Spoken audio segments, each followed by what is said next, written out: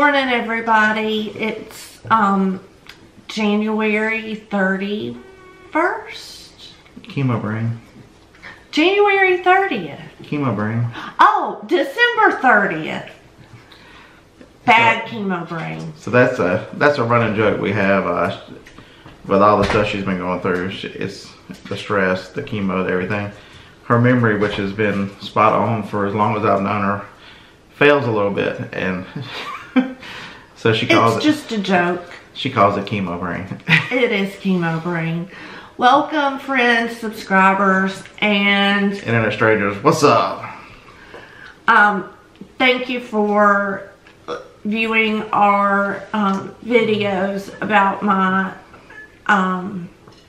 my journey with breast cancer. This has been the outpouring of support and love and prayers has been phenomenal, and I can't thank you all enough. It's been overwhelming. It really has been overwhelming, and so thank you all for your support and continued support. I have a lot left in this journey. I feel like I'm truly just getting started, but the first set of chemo is over. So all of the bad chemo is over. Of course, no chemo is good. And I start my second set of chemo on January 9th. And tell them what drug that is. And the drug that they will be using is called Taxol, which is it's a plant alkaloid based chemotherapy. For those of y'all who are not well versed in chemo, I know I wasn't, and I'm still not, but I'm learning. One of the biggest side effects, because it is a plant-based chemo, is that you have allergic reactions to it. So they give you tons of Benadryl before they start, and they push the first round over the course of 4 hours. So it's going to be a very long day. And then if you're okay that day, the next, this one's every week for 8 weeks. If you're okay, the next one, they said it's like an hour. Yeah, well, 2 hours probably. By the time they prep me, do blood work, and get me all set up, it'll probably be around 2 hours. But they're very cautious to get the right medicine. Whenever they bring her chemo medicine, she has to verify her name, her birthday, what it is, what she's there for treatment for, and a second nurse has to be there to verify as well. the drugs as well. So they're very proactive. It's just like if anybody's ever had a blood transfusion, they have to have 2 different nurses to double check to see that they're giving you the right one, and they have to verify with you that it's your correct blood type. I know, because I've been there. I'm very glad that my first set of chemo is over with. As y'all all can see, I have no hair. It started coming out Thanksgiving Day. So my sister and niece cut it really short. I think that was probably in the second video or maybe the third video that we made. My hair was a lot shorter. My hair had started coming out Thanksgiving Day, and so Scott and I together shaved. Well, Scott did all the heavy work, but he shaved my head for me that Monday morning, and it was very emotional for both of us. Hey, I'm pretty good at it. You are pretty good at it. So we're the bald twins. The doctor did a quick exam my last day of the first set of chemo, and he had a really hard time palpating the tumor, which is fantastic. So he's definitely positive that it is shrinking, and I will go for an ultrasound on January 15th to see just how much it has shrunk, and hopefully this Taxol will knock the rest of it out. You know, I struggled a lot with different complications from the first set of chemo. Neulasta, I have found, is not my friend. Well, it is and it isn't. It is and it isn't. Neulasta, what it does is it ups your white blood cell count so that you can stand to be out in public. It helps to fight off any kind of infection and viral things because it does up your white blood cell count. I had problems with the Onpro patch, which was very convenient, but on day like 7 through day 11, I was having terrible back spasms to the point that I was just begging for anything to end them. So they did reduce the dose by 2 milligrams, which helped actually a lot. But I still did have some back spasms because of that. Well, it took it from intolerable pain to something you can manage. Something that I could manage on my own. My bed buddy, my heat pack, has been a good friend. Just the heat itself has been wonderful, and I also, the lidocaine patches work very well as also that you can buy over the counter. I'm getting a 3-week break from the end of this chemo to the beginning of my next chemo, which is very nice to say the least. I've had zero energy at all with this past chemotherapy, and so I'm really hoping to regain some energy before I start this next chemotherapy. And no energy is a side effect of all chemotherapy, as you know. I've had very little, I've had very manageable, I guess I should say, nausea, and thank the good Lord above for wonderful drugs that can manage that and stave off the nausea that is a complication of all chemotherapy. Because you got sick twice, right? I've gotten sick twice, but they were honestly both on me, not on the chemotherapy. One was on you. One was on me. One was probably chemotherapy, but I'm just blessed that that's been it, knock on wood. And I hope that that continues with the next round of chemotherapy. They're just going to be wondering, she was taking a medicine one time and got a pill caught in the back of her throat, made her sick, and then the other time was just a bunch of buildup and... I had a lot of drainage just because of allergies, and that kind of sent me over the edge, and it probably normally would not have, but it did that time. Because they'd be wondering. We talked about it and didn't say what. What's next after my chemotherapy? I will have a double mastectomy, and then after that, and after I'm healed from that, I will have reconstructive surgery to rebuild my breasts.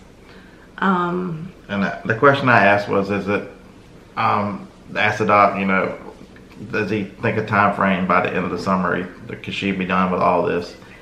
And he was very positive and said, you know, absolutely, you know, the way this is going and the way, through my experience, every lady is different, every case is different, but he sees that she can be done by the end of the summer, which is which is great because I have things to do, places to go, and people to see. Yeah, the one thing we want to try to get to Vegas this year, at least I do, for eBay Open 2019. And Joany, I would love to have her with me. So. And I would love to be there.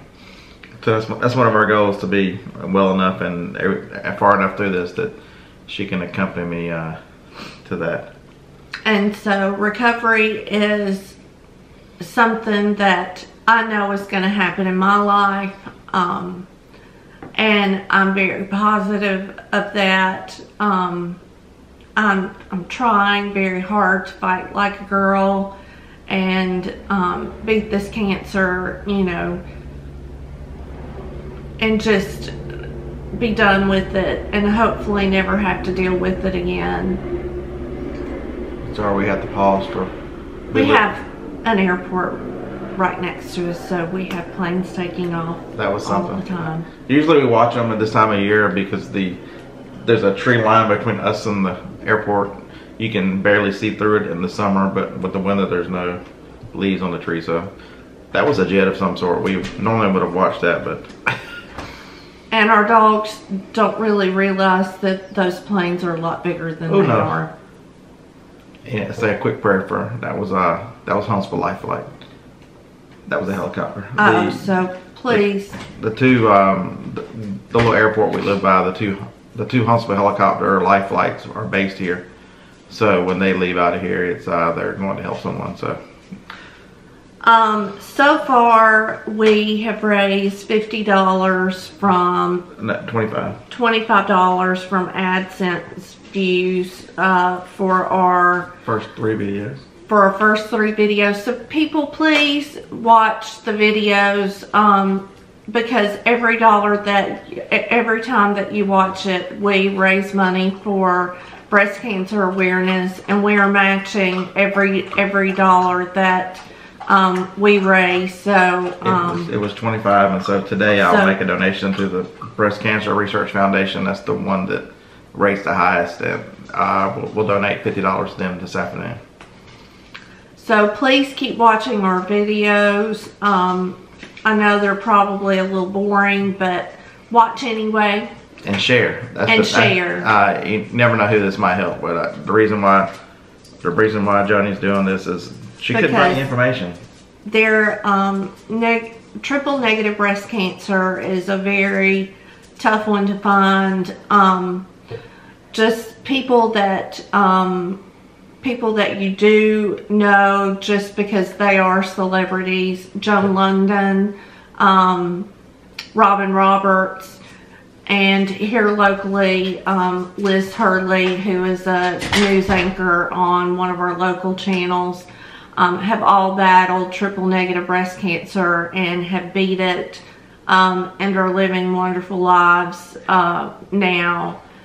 And so we want to get the word out because it is a progressive, aggressive form of breast cancer, and I'm just thankful that I caught it early.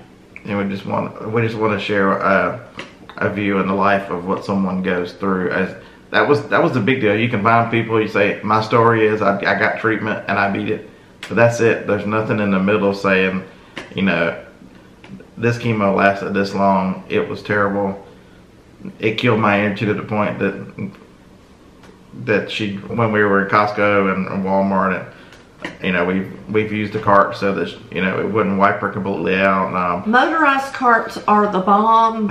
I'm not very good at driving them, but you haven't hit anybody yet. I haven't killed anybody, nor have I hit anybody yet. I've hit a few objects, but that's usually to be expected if you know me at all.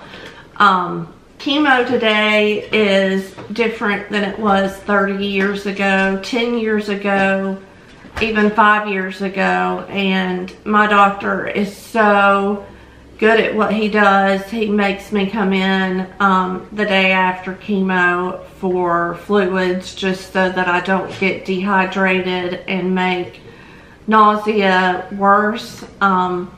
One thing that I've experienced through this whole chemo is that I crave really spicy foods. Don't know why, but I do. No, it hasn't made me sick. I take Zantac and my nausea medicine, and I just keep on eating spicy foods. Because you were scared to death of chemo, and chemo has been bad, but it's not been nearly as bad as you thought it would be. I mean, you've been really exhausted and tired. I don't know that we expected that part of it, because there was nobody to tell you that you were going to be so tired you could hardly get out of bed. Absolutely no energy. I mean, I can walk from the bed to the sofa and I'm wiped out. Each day after chemo, it does get a little bit better. Scrappy, are you okay? They're over here eating the trash. Oh, well, they shouldn't be doing that. Anyway, but, you know, aside from no energy, having a good support team is something that every person needs. And I've been so blessed to have my sister and my husband right by my side. And they have been amazing. I couldn't have done this without Scott. Just having a good partner in life is everything. And after 27 years, I can say for sure that he is the best caretaker that I could ever wish for. And I could be better. He could not be better. He has been amazing. He has wheeled me around in a wheelchair in chemo. Take your own risk with that. Because there have been days that I couldn't even, the day after chemo when I would go in for fluids, I couldn't even walk. And so he wheeled me through chemo, and so I'm so blessed to have him, you know, bring the car up to the door, drive me to doctor's appointments, drive me anywhere, because I honestly have not had the strength or the energy to drive, which is one thing that I do miss. It's kind of a freedom thing that, you know, you get used to doing. And then you're dependent on somebody else, but it's okay because I've got a pretty good driver. Just hold on. Yeah. That little handle up at the top, it's there for a reason. It's my Scotty handle. That's the whole reason for these videos, is just the day-to-day, just to tell you what she's experienced, just to tell you the good, the bad, and to take some, because your anxiety level has been very high through this whole thing. You know, when your life's in jeopardy and all these kind of things that you have no control over, your anxiety goes through the roof. But the not knowing have about anxiety issues anyway. Not knowing about chemo really raised it up, and it's, you know, now if you'd had to go through it again, you'd be, or if you had somebody to tell you, hey, you're going to do this, this, and this, but it's not the chemo of 30 years ago where you throw up for 2 or 3 days. You know, I think there was a lot of fear with that, and none of that came to pass. No. And now the next 8 weeks of chemo are the more tolerable weeks. That's the best way to put it. As long as you don't have the allergies or any kind of reactions to it, it takes some energy, but not like it does. It knocks your blood count down some, but not enough for you even eat it and last anymore. Right. And it won't require fluids the next day, although they said that if it did come to that, I could add that back. And it's every week, because you don't need the extra week you don't need the extra week to build up your strength to have to go through it again. And I don't think you need the steroids either, do you? You don't get the steroids either. I don't know.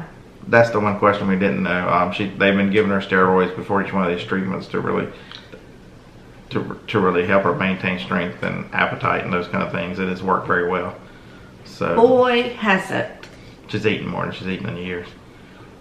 But these are the kind of things that we just want to put out there, that so, you know, heaven forbid the next person that, you know, gets the diagnosis Joany's had, but they can at least maybe stumble across his channels and say, hey, you know, that's a lot of good information of what I'm facing, and, you know, maybe help them in some way.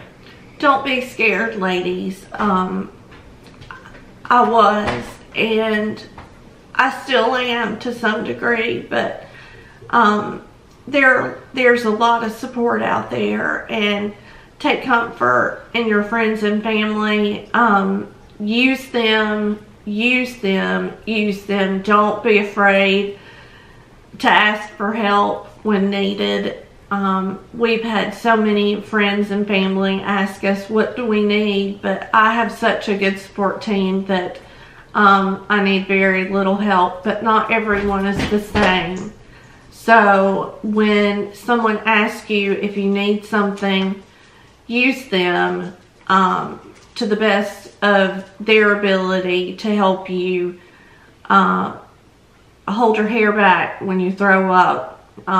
Get you to bed when you need to, bring you food, help you clean your house, do whatever it is that you need to do to help you get through this, because it is a long journey and you're going to need all the help that you can get. But just stay strong and stay positive, and if you're a Christian, God will get you through this. He definitely will get you through this. Many prayers have been answered. And the one thing I'll tell you is, you know, with the help regard, you know, the one thing that I've been trying to tell Joany is, don't worry about the house, don't worry about any of that kind of stuff. I'll make a way, or we're going to hire somebody to do that here shortly. What energy you do have, I'd rather spend it with you doing fun things, stuff we enjoy, than, oh my God, I'm so wiped out because I did the dishes, or I'm so wiped out because I did this. None of that stuff matters. You know, it's the journey through life. It's not the mundane day to day. So we tried to make a conscious effort. You know, if I'm going somewhere, a few things in town, you know, to get her out of the house, you know, she might tell me I might not be able to go in the second store. I'm like, well then, I'll be fast. Just sit in the van and listen to music, or talk to your sister while you're on the phone. I'll be right back out from inside. So I think it's important to use the support system. You know, people, they don't, you know, we hear a lot of times, you know, what can we do for you? We don't have an answer for that, but our friends and family wouldn't ask unless they truly meant it. So people, it's not a guilt thing. It's, if somebody asks you, can you need help, go accept. It's hard. Accept help. It's hard being self-sufficient and self-everything and doing everything for yourself to accept help. But, you know, like, you're in a time where you need to allow people to help you so that you can use your energy to get through this. And we all thank you for the prayers and the thoughts and the continued prayers and thoughts, because I'm far from finished with my journey, and we're going to take you on every step that we can. So the next video will come to you after the first round of this next chemo, so it'll be about three and a half weeks. Once we know how that acts, so we can tell you how to tax. We'll probably wait until after my ultrasound to give y'all some good news. I'm looking forward to it. I can't wait to see how much it shrunk. From the size of a small lime to, let's guess how small it's going to be. Yeah, I think it's at least in half. I think that it's probably going to be the size of a small nut. At least that's what I'm hoping. Maybe a blueberry or something. Maybe a blueberry. Ooh, that would be good. But that's not going to change my mind as to whether or not I'm going to have a lumpectomy or a mastectomy. I'm not going to go through this again. So I'm definitely having a double mastectomy. Yeah, the decision behind that, and I told her, she asked me, well, what do you think about it? I'm like, whatever you want is what I want. And the main factor behind it is triple negative breast cancer has the highest rate of reoccurrence. And Joany does not want to live life looking over her shoulder. Is it coming back? We'd just rather do it one time and be done with it. And so that's the decision she's made. And live our lives. So that's, you know, we've got a 20-year-old who, I think he's actually awake right now. He's probably going to sleep because he's been up all night. Yeah.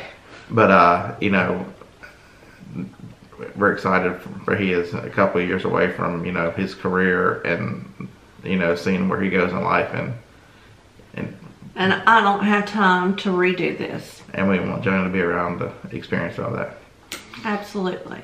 Well, thank you for watching, and we'll see you again in 3 weeks. Yes. All right. After the 15th of January. All right, and yesterday was a good day because roll tide. See you guys.